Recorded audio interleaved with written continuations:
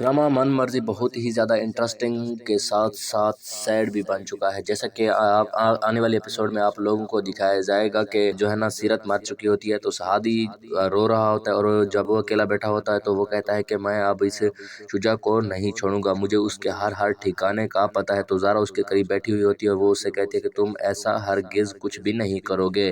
तो इस पर हादी बोलता है कि मैं अब क्या करूं, वो मेरी बहन को मार कर चला गया और मैं उससे बदला तक भी ना लूं।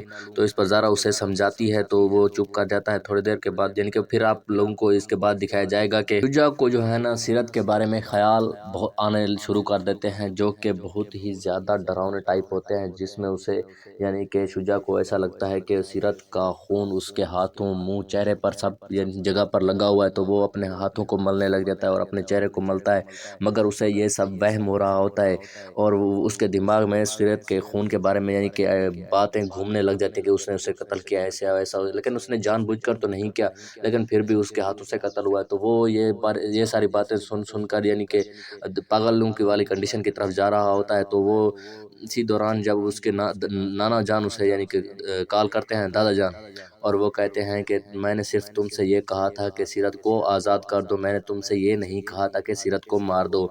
जब ये बात सुनता है तो वो जो है ना शुजा जो है ना इसके बाद जो जैसे ही कॉल कटाता है उसका दादा जान, तो वो ज़मीन पर गिर जाता है। ऐसा लग जाता है जैसे कि उसे कोई हार्ट अटैक या कोई ऐसी कोई दिमागी मसला हो गया हो।